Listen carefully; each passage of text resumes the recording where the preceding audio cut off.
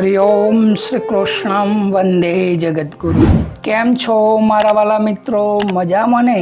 ફરી એકવાર આપણી ગીતા જ્ઞાન ગંગાની ખાસ સંપૂર્ણ સનાતન ધર્મ ગ્રંથ પરિચયમાં હાર્દિક સ્વાગત છે। સૌને મારા જય શ્રી કૃષ્ણ, જય માતાજી, રાધે રાધે। વાલા મિત્રો, આજના સત્સંગનો વિષય છે સનાતન ધર્મના 4 વેદોમાંનો બીજો પ્રાચીન વેદ યજુર્વેદ પરિચય અને આવતીકાલે યજુર્વેદનું મહાવાક્ય અહમ બ્રહ્માસ્મિ, જે પોતાનો બોધ સ્વસ્વરૂપનો બોધ દર્શાવે છે। તો મિત્રો, સંપૂર્ણ માહિતી સહેજ પણ ટૂંકવ્યા વિના, એક પણ ભૂલ વગર વિષયને અતિ વિસ્તારથી કોઈ પણ શંકા ન રહે તે રીતે સરળ ગુજરાતી માતૃભાષામાં દરરોજ એક સ્વતંત્ર ગ્રંથનો પરિચય આપણી નક્કી કરેલી 14 સ્ટેપ આદર્શ પદ્ધતિ મુજબ। તો મિત્રો, ગમે તો શેર, લાઈક અને સબસ્ક્રાઇબ, કોમેન્ટ જરૂર કરશો અને ચેનલ આજે જ જરૂરથી સબસ્ક્રાઇબ કરી લેશો, કારણ કે સંપૂર્ણ સનાતન ધર્મના ગ્રંથનો એક પણ વિડીયો આપણાથી મિસ ન થાય। તો ચલો વાર ન લગાડતા મુખ્ય વિષય પર આવીએ।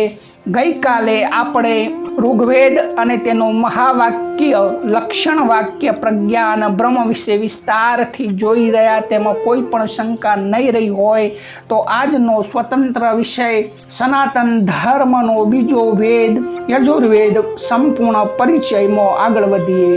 મિત્રો, આપણે સૌ જાણીએ છીએ કે સનાતન ધર્મના 4 વેદ એટલે કે 4 સ્તંભ અને 4 મહાવાક્ય એ આધ્યાત્મિક અને વેદાંત જગતનો પાયો છે। તો આપણે આપણી જ્ઞાન યાત્રાને આગળ વધારીએ આપણા નક્કી કરેલા 14 આદર્શ પોઈન્ટના માળખા મુજબ।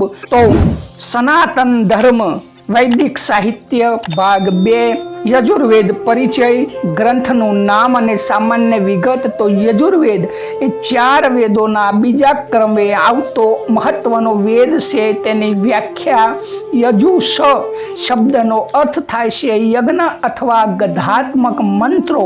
ઋગ્વેદમાં જે જ્ઞાન અને સ્તુતિઓ છે તેને જ્યારે કર્મકાંડ અને પ્રાયોજિત જીવનમાં ઉતારવાની વાત આવે છે ત્યારે મિત્રો યજુર્વેદની જરૂર પડે છે। આ મુખ્યત્વે ક્રિયાકાંડનો ગ્રંથ છે। બીજો પોઈન્ટ, ગ્રંથના રચનાકાર એટલે કે પ્રગટ કરતા ઋષિ।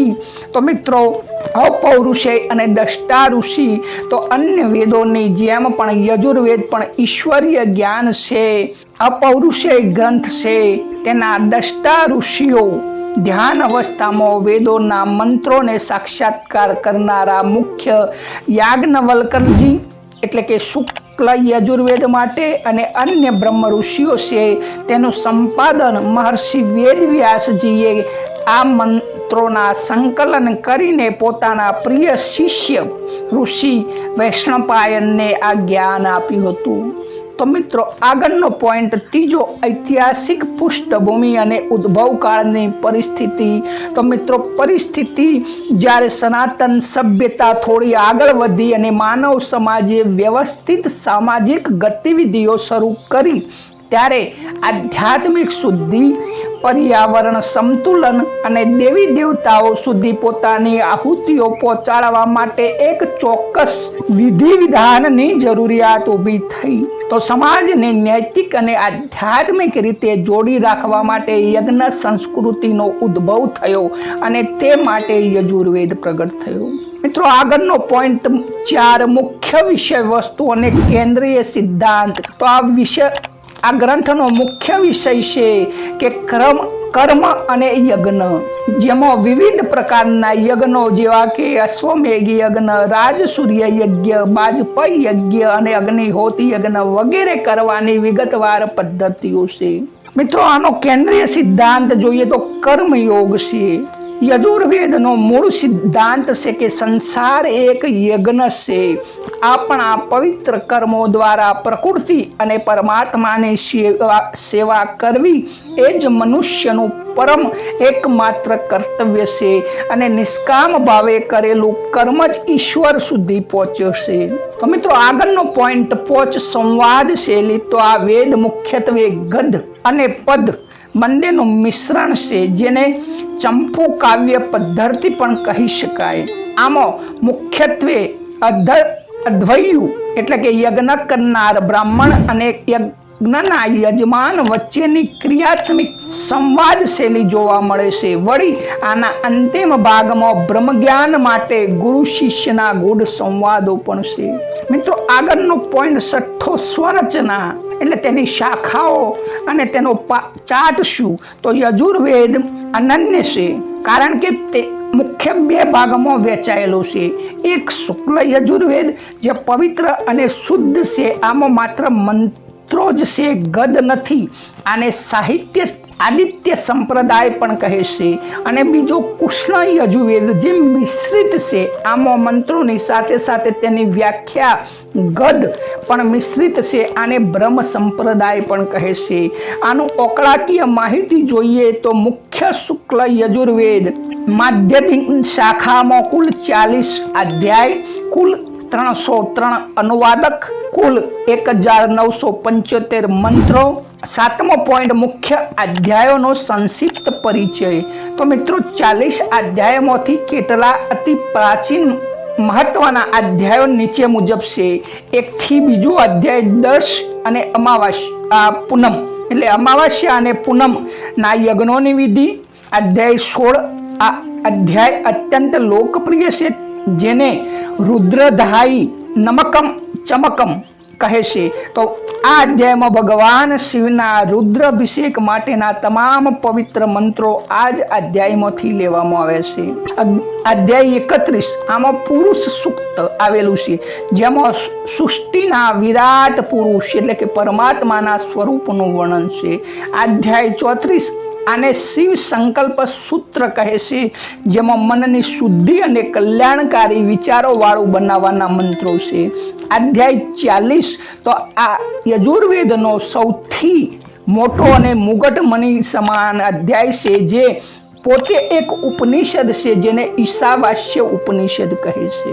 તો મિત્રો, આગળનો 8મો પોઈન્ટ કે ગ્રંથના મહત્વના સૂત્રો, શ્લોકો અને તેનો અર્થ. તો મિત્રો, આપણે જાણીએ છીએ કે ઓમ દ્યો શાંતિરંક્ષિત શાંતિ પૃથ્વીરાપ શાંતિ રોષધય શાંતિ. તો આ દરેક યજ્ઞમાં ગવાતો મંત્ર છે, પરંતુ આપણે જાણતા નથી કે આ કયા વેદમાંથી લેવામાં આવે છે.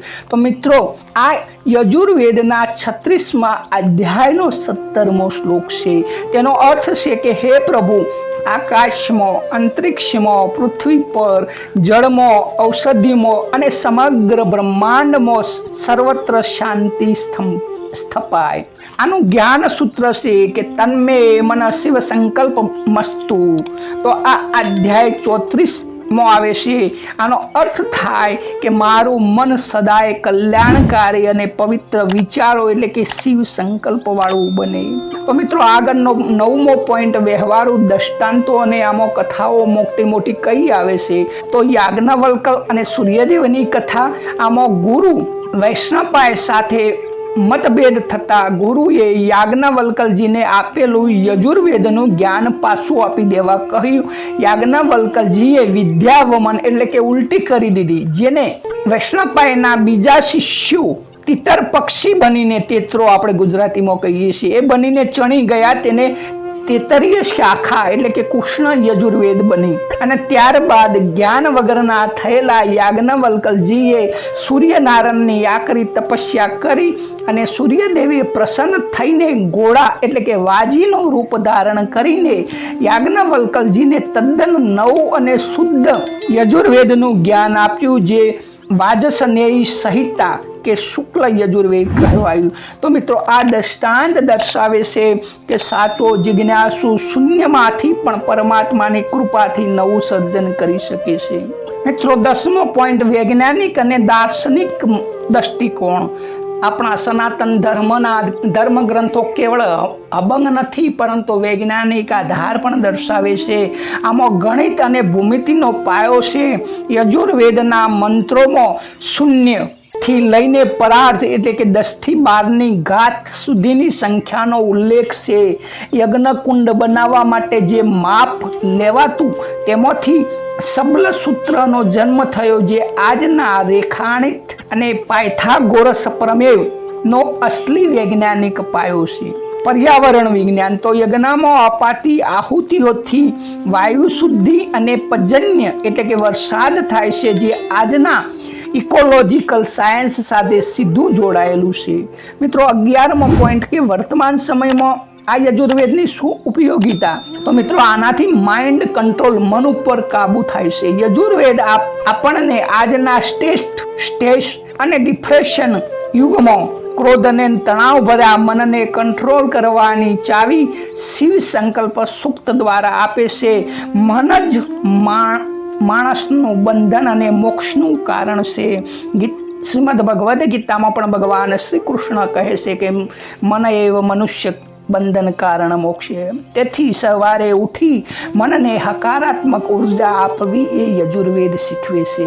સાથે સાથે નિયમિતતા અને શિસ્ત પણ યજુર્વેદ શીખવે છે કે યજ્ઞમાં જેમ ચોક્કસ સમય જ આહુતિ અપાય છે, તેમ જીવનમાં ડિસિપ્લિન, શિસ્ત કેટલી જરૂરી છે તેનું ભાન કરાવે છે. મિત્રો યજુર્વેદને તો આખો જાણવા માટે આપણે યજુર્વેદ ગ્રંથનો સંપૂર્ણ પરિચય લેવો જ રહ્યો, પરંતુ આને વિસ્તારથી અને સરળ ભાષામાં સમજવા માટે 12મો પોઈન્ટ મુખ્ય ટીકાઓ અને ભાષ્યો. તો પ્રાચીન સમયમાં મહર્ષિ પતંજલિએ આના પર મહાભાષ્યના અંશો આપ્યા. શુક્લ યજુર્વેદ પર ઉર્વટ અને મહીધરના ભાષ્યો ખૂબ જ પ્રખ્યાત છે. મુનિ સાયણાચાર્યજીનું ભાષ્ય પણ કૃષ્ણ યજુર્વેદ માટે અદ્ભુત પૂર્વક પ્રમાણ ગણાય છે. તો મિત્રો 13મો પોઈન્ટ કે ફલશ્રુતિ અને નિષ્કર્ષ. તો ફલશ્રુતિ એ છે કે યજુર્વેદના મંત્રોના શ્રવણ, પઠન કે યજ્ઞોના કર્મોથી ઘરમાં નકારાત્મક ઉર્જા દૂર થઈ રોગોનો નાશ થાય છે, વ્યક્તિ કર્મષ્ઠ બને છે, આળસ દૂર થાય છે અને સમાજમાં યશ કીર્તિની પ્રાપ્તિ થાય છે. આનો નિષ્કર્ષ મિત્રો, તો ઋગ્વેદ જો થિયરી છે એટલે કે સિદ્ધાંત છે, તો યજુર્વેદ એ પ્રેક્ટિકલ ની પ્રયોગશાળા છે. તો જ્ઞાનને કર્મમાં બદલવાની કળા એટલે કે યજુર્વેદ. તો મિત્રો સનાતન ધર્મનો બીજો વેદ યજુર્વેદની આટલી લોબી સંપૂર્ણ સરળ અને સાચી માહિતી આપના સુધી પહોંચાડવાનો મારો આ નમ્ર પ્રયાસ છે. આપને કેવો લાગ્યો? અને સનાતન ધર્મના દરેક ગ્રંથની જો આ રીતે માહિતી આપ મેળવવા માંગતા હોય તો ચેનલ જરૂરથી સબસ્ક્રાઈબ કરી લેજો, અને માહિતી સારી લાગે તો શેર, લાઈક અને કોમેન્ટ કરજો. મિત્રો આવતીકાલે આજ યજુર્વેદનું જે મહાવાક્ય અહમ બ્રહ્માસ્મિ આપણે સાંભળ્યું જ છે, જે ગુરુ દ્વારા આપવામાં આવે છે અને શિષ્યને પોતાનો સ્વ અનુભવ થાય છે, તો આનું વિસ્તારથી વિવેચન કરીશું કે બ્રહ્માસ્મિ એ શું છે, તેનો અર્થ શું થાય અને કઈ રીતે એ સ્વસ્વરૂપના બોધનું વાક્ય છે. તો મિત્રો આવી જ સંપૂર્ણ સનાતન ધર્મની માહિતી આખા ચતુર્માસ દરમિયાન દરરોજ એક વિડીયો સહેજ પણ ટૂંકવ્યા વિના, એક પણ ભૂલ વગર વિષયને અતિ વિસ્તારથી આપના મનમાં કોઈ પણ શંકા ન રહે તે રીતે સરળ ગુજરાતી માતૃભાષામાં આપવા આપણી 14 પોઈન્ટ આદર્શ પદ્ધતિ નક્કી કરી છે, તે મુજબ ચાલુ રહેશે. તો મિત્રો સૌને મારા જય શ્રી કૃષ્ણ, જય માતાજી, રાધે રાધે. ગીતા જ્ઞાન ગંગા ચેનલ જરૂરથી સબસ્ક્રાઈબ કરજો. સૌને મારા જય શ્રી કૃષ્ણ, જય માતાજી, રાધે.